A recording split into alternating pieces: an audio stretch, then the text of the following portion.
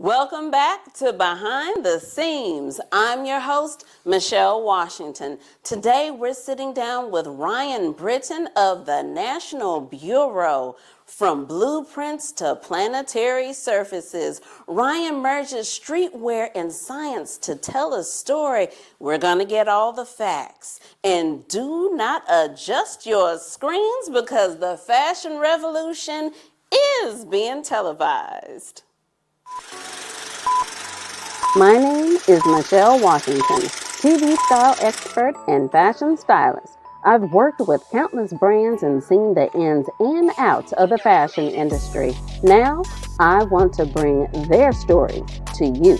Join me as we take a deeper look at the journeys of Texas fashion designers and apparel industry professionals and learn just what it takes to make it as a brand.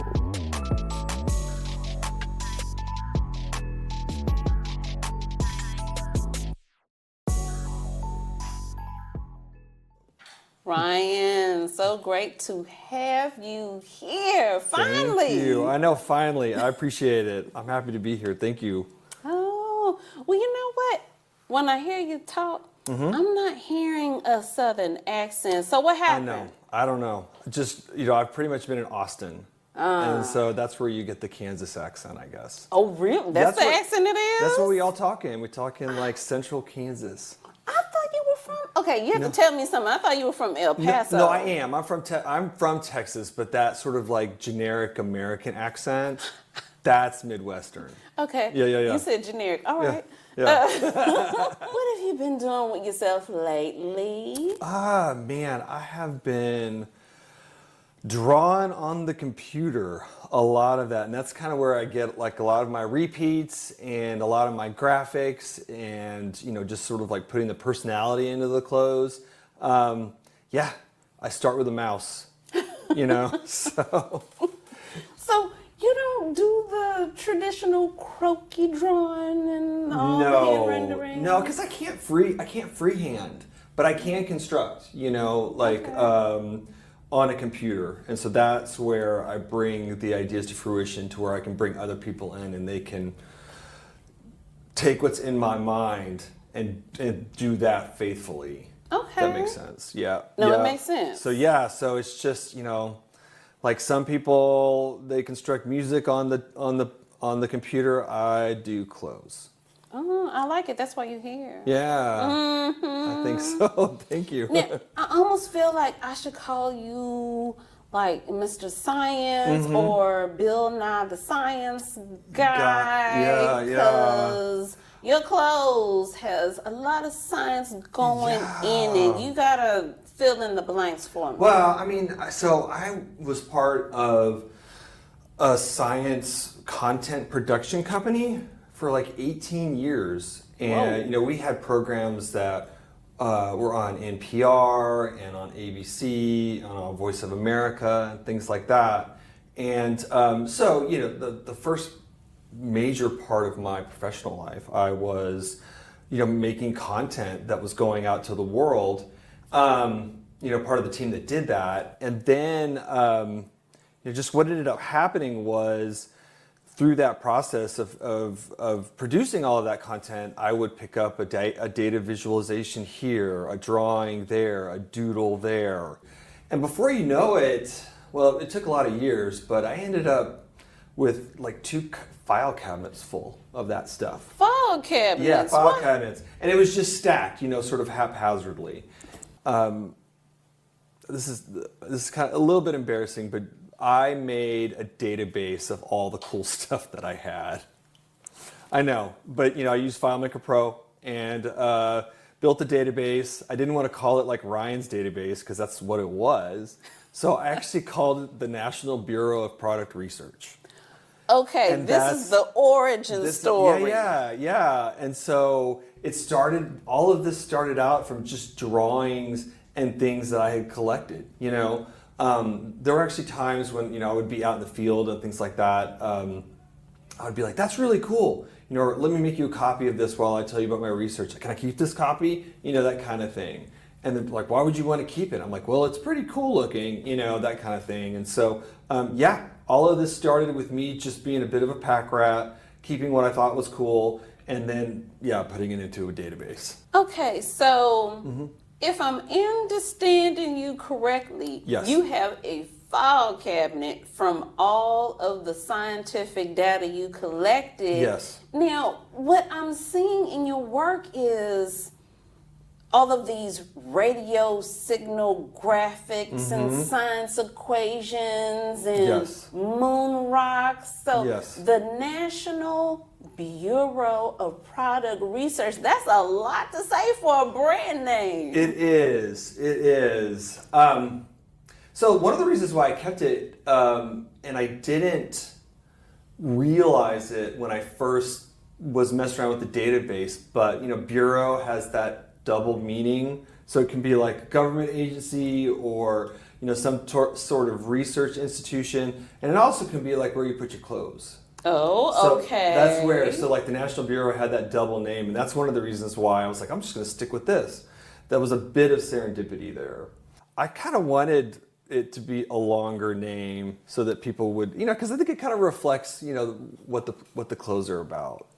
Well, you have found that part of the fashion industry where we say originality. Good, thank you. Love it. Very much so. Yeah. I mean, you're wearing one of your pieces right now. Yeah, so I'm working on this amongst some other things right now, but yeah. What do we call this? Binary code? Yeah, so basically these are color steps, so a lot of times when you have like whether it's like a probe in outer space or you're working in the field on things, like you have to quantify everything, right? And so you just can't call something blue. Okay. You've got to say, okay, what blue are we talking about here? Because it could have scientific information within that color. And so, so a lot of times when color becomes part of the study or part of the research, they have color steps. So you're basically saying, okay, which blue are we talking about for this particular whatever?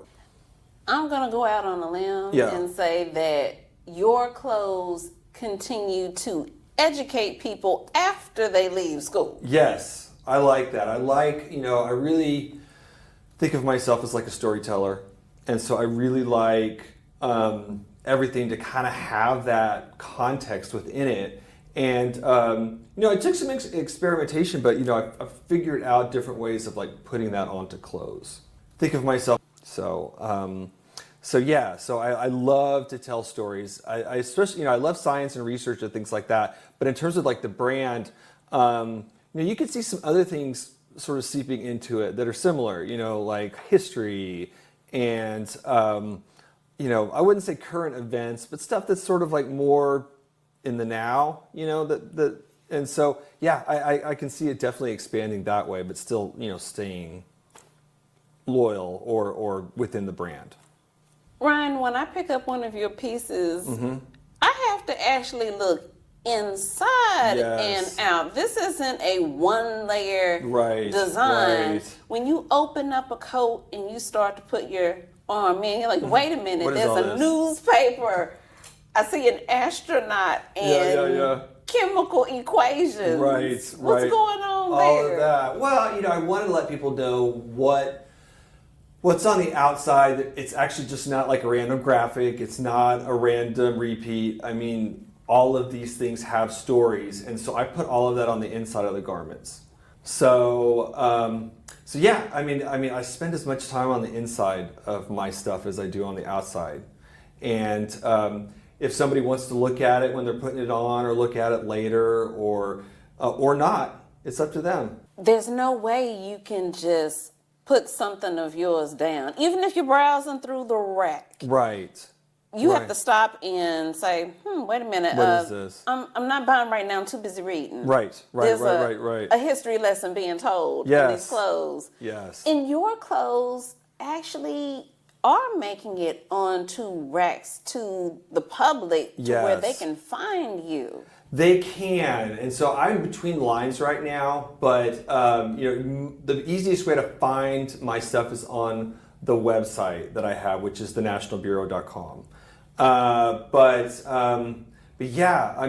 finding it in racks is really that's kind of how I designed the clothes. I want it to be an experience. So, you're not looking at web pictures. You're out, you're in some place that's really cool, and there's a garment that you can explore. Sort of like even just like open up as like pages of a book. Exactly.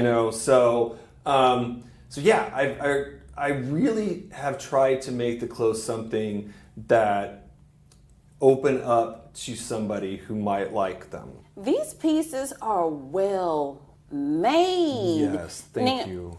You don't sew, do you? Not much. I mean, I can sew, but what I can get it to is I can get it to sample pieces that show the people that really know what they're doing how to do it. And so, yeah, everything that I sew is rough, and I'd like for it to be better. But I like how you drop down rough. it's bad. Sometimes they're just like, "Did you mean no?" Kind of thing. So, but yeah, I can sew to where I can get something to not fall apart under gravity. And that's okay. Yeah. Because obviously the people that you hire to do it know what they're doing. Mm-hmm. You have these quality pieces like varsity jackets with Yes. satin lining.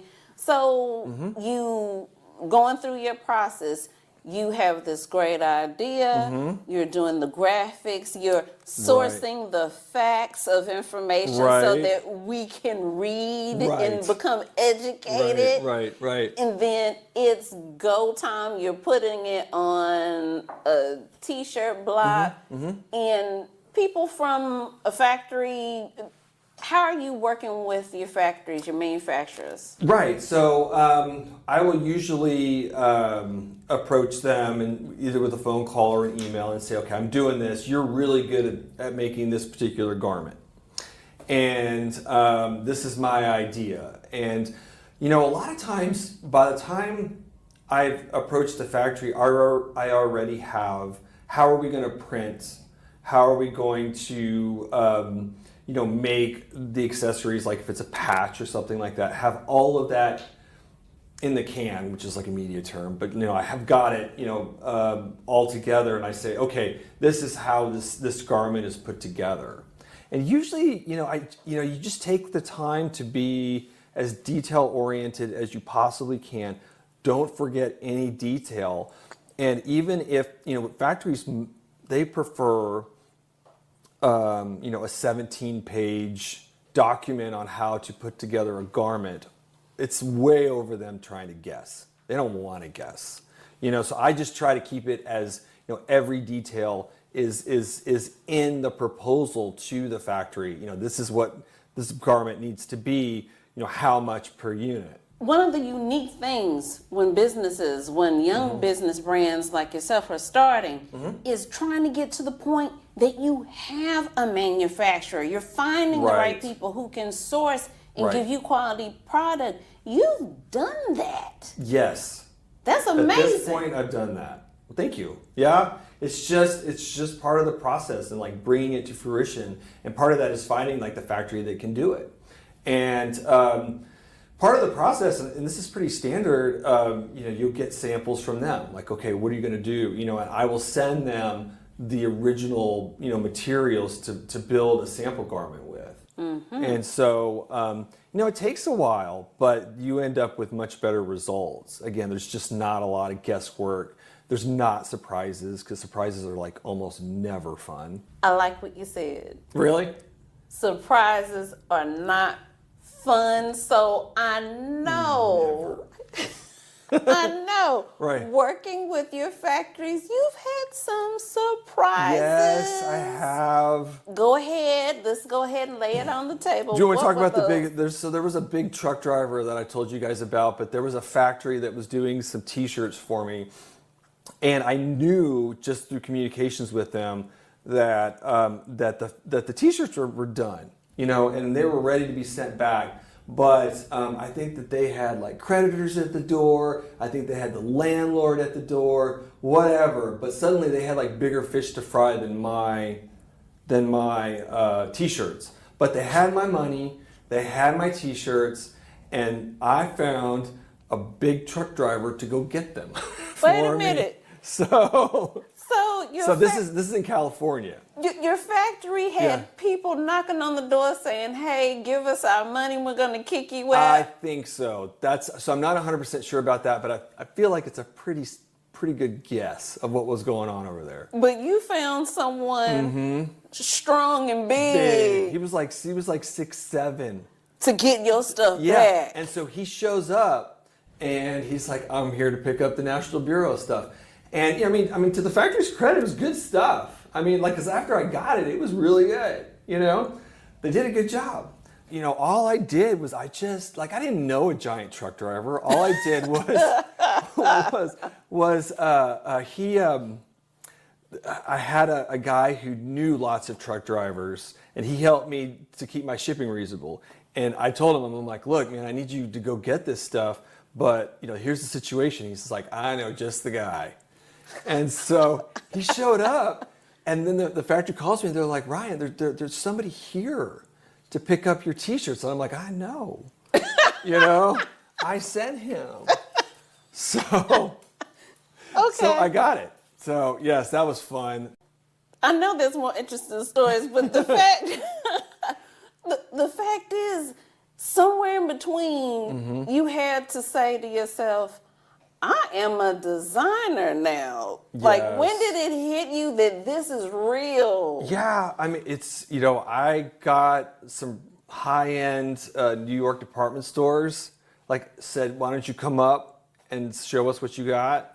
And it was like at that point where I was like, man, I'm really doing this. Like, it's happening. Some of the imposter syndrome gets quelled, and you're like, yeah, I belong in this room. Yeah, I'm doing cool stuff. I'm so glad you said that. Yeah. I don't think a lot of people will quantify this part of being a designer and say, this happens. It happens in other fields, but it happens to us to say, man, this is a little bit of imposter syndrome. Yeah. But when you're a designer, that's it. You had the reality check where people from New York are calling you from big companies like, hey, we want to see the lookbook. We have space on this floor. Show us what you got. Yes. Go time. Then it's time to go. What was it like being little Ryan with all that science information, not knowing that this is what you were going to do with science? So when I was younger, so I think that for me, it's always about storytelling. And so even young Ryan, when I was in high school, I wanted to be a journalist, and I went to journalism school, sort of. That's, that was a little more circuitous than maybe I thought it would be. But I ended up doing a lot of journalism and telling stories and things like that. And I got into clothes because I was always into clothes. And I was always into wearing stuff that was a little bit different. But it was just, another serendipitous moment where I had, was showing somebody my database, and they're like, "You ought to put this on a T-shirt." And all of a sudden it was just not just a T-shirt, but let's cut and sew and let's make repeats, kind of thing. And it just kind of exploded from there. It was just they were just a buddy, and they said one sentence, "You should put this on a T-shirt." And then it was off to the races. I was like, oh my God, this is a way that I've been interested in already to tell stories, and to reach people. And actually at that time also, media was changing at a really, really fast clip. And I was sort of looking for other venues, other ways to express myself, Yeah. And so I was like, I'll try this. This could work. This has a pretty simple business model. Let's go, kind of thing. So yeah, it just exploded from there. That's how it started. What was a point where you said, I don't want to do this anymore? We all come to that. Yeah. I'll tell you, I had a lot of momentum stripped away from COVID. COVID COVID was bad. Like, you know, it was bad for all of us, but for the brand and for what I was trying to accomplish at the time, it was hard. I think I'm still feeling the effects, but, you know, people started to shop online more. The world started to become even more, it was content or commerce through content, I guess is what I'm trying to say. Not necessarily, you know, having that experience with the garment, you know, opening it up and seeing it and sort of realizing all that's there, you know, how I had designed the garment, you know. Now it was more along like, you know, how many photographs of the garment do you want? So I can talk you into buying it, that kind of thing. I think that puts me in a little bit weaker position, and that was something in COVID that was just huge. And, you know, a lot of people just were standing pat. You know, the fashion industry, especially when it comes to retail, is already extremely risk averse. And so, you know, you have this new brand that's doing these strange things with their clothes. Do we really want that? You know, that kind of thing. Or, you know, it was even just stuff like, are we still going to have a store? We'd love to keep you, but this brick and mortar isn't working for us anymore. You know, that type of thing. And so, yeah, COVID, you know, life is always pretty fragile, you know, in terms of like whatever you were doing. And that was like, ooh, that smarted. That was, you know, COVID was tough because, you know, a waiting period really stopped a lot of the momentum that I had. And then when you're picking it back up, you're almost starting from scratch because, you know, the world had changed so much. For a lot of people, it was hard to make that pivot because people didn't even think of, or people just didn't say, you know, I should insure this. Yeah, you probably should. Yeah. And now all of a sudden there is an insurance that is out there for designers. Because when COVID hit, how were you going to move anything? And it would sit in that warehouse, or that package would get lost, and yada, yada, yada. And now this is where we are. But you made an amazing pivot because your customer, they're always looking online. Yes, they are. They are. And, you know, it's funny that you mentioned that because a lot of that online content, you know, is like personality based and is, you know, the viewer feeling a personal connection to you, you know, that type of thing. And so, like, I am having to pivot more and more into that. And this is coming from a person that just let the information, just let the story itself speak for itself, you know? And now it's like, okay, I'm here and I'm a nerd and I can be really awkward and, you know, I can talk too much, go off on, you know, down rabbit holes, you know, that kind of thing. And so, yeah, I mean, you know, in terms of even that pivot, it's still happening for me, you know? And so just talking to other people who it comes more naturally to, you know, and having them build it, you know, that's some of what I am constructing in 2025 is, you know, like, you know, okay, there's just like, it's not that complicated. I'm like, well, explain it to me, you know, that kind of thing, because I'm coming from like a different perspective. And so, so yeah, it's the people that I want to be my customer are online a lot. And so it's like, how do we capture their attention? Because there is no market more saturated than, you know, vying for eyes online. Absolutely. It's crazy. But don't think it was wasted on me when I heard rabbit hole. I know exactly. You know, I'm going to ask you. Yes. That rabbit, I think you were wearing a rabbit head at some point. Tell me about this rabbit. Yeah, and so I'd like to keep him around. I just, you know, it's about being like in a rabbit hole, you know, like going and finding like the really obscure thing, going, you know, just going down that path to the end. You know, it all sort of like felt a little bit like, you know, hey, you know, I'm digging, you know, what digs, you know, kind of thing. And so, yeah, I had that rabbit made. and I'll put it on, and it's pretty amazing. I mean, it was like so little story. That rabbit is the first rabbit, like in the history of like big rabbit heads, that had anatomically correct teeth. What? Yes, it even has molars of a rabbit. Now look. Yeah. That rabbit head has red glowing eyes. If you want it, yes. Okay. Yes. I saw it with red glowing Yes, eyes when you had it on. It does that. It does that. So I have it has like a utility pack like Batman. So you put on the pack, and then it's got all these wires and stuff up to the head, and so it's really claustrophobic. And so I have fans on me that will cool me down. And then another thing I can do is like make the eyes turn different colors. Where did you get?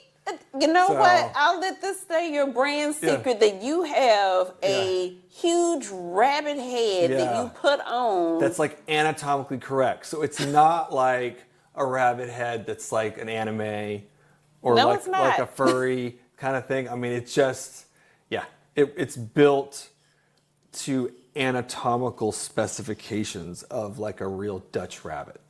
And it's a Dutch rabbit. It's a Dutch rabbit. Let's be clear. Yeah, it is. It's that's what Dutch rabbits look like.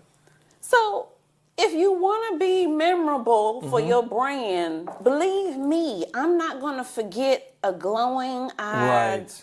Dutch rabbit. Right. All right. Right. We got it. Yeah, and you know, I mean, some of that is actually, it's just like, how do I present the brand and in like a cool way, and so yeah, I think the rabbit, his name is Edwin.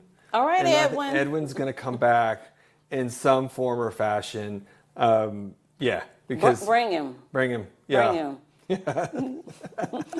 But overall, what are the mistakes that you feel you're seeing new designers? I mean, we're seasoned. We're here. You can be a Right. designer at any age. Sure. But I'm sure you're seeing where, you know what, I did that. I don't know why you stepped in that hole. Right.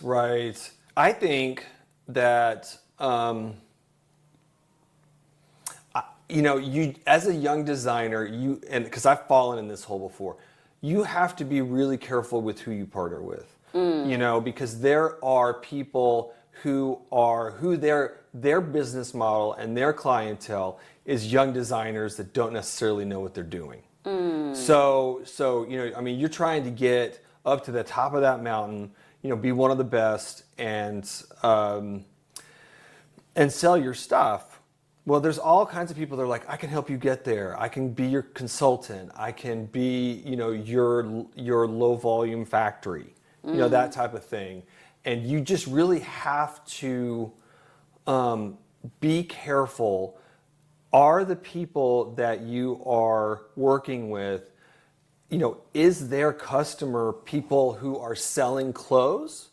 Or is their customer people who want to be selling clothes? Because it's a big difference. So that's one hole that I think everybody has stepped in. You have to be careful, and just really understand like what this person that says they're going to help you, what is it that they're really doing. Everything you said is educational and inspirational. Oh, yes, thank you. And I know I'm going to see more of your brand on major floors. Fingers crossed. So, with that said, what would you say to our viewers who've been inspired by your message and they're thinking, man, I want to get into it? I would just say, just keep going. And I think that like one of the biggest lessons that I've learned is, let's see, how can I say this? Do not be surprised at how long it takes to make this stuff, right? And then in that context, also understand how quickly trends come and go, because they're kind of diametrically opposed to each other. So you think that you're making stuff that it took you longer than you thought it was going to take, and meanwhile, maybe the world has moved on. Maybe your inspiration is well into the middle of a trend, especially like if you see it like on a big, you know, $1 billion brand, you know. If you see it there and you're like, oh, I'm going to riff off of that, or, you know, I'm going to be inspired by that, just make sure that however you do it, that you're still sitting at the front of the wave, that you didn't, you know, come out with like a box of T-shirts or something like that was at the end of the wave, because it can happen. It'll just happen silently. That's a lot. Right. Well, to our audience, thank you, because you've inspired me, and I'm sure you've inspired someone out there. Cool. And as you make it to the top of that mountain, just remember it was worth every stitch. And as I like to say, a smile is always in style. Keep it fashionable.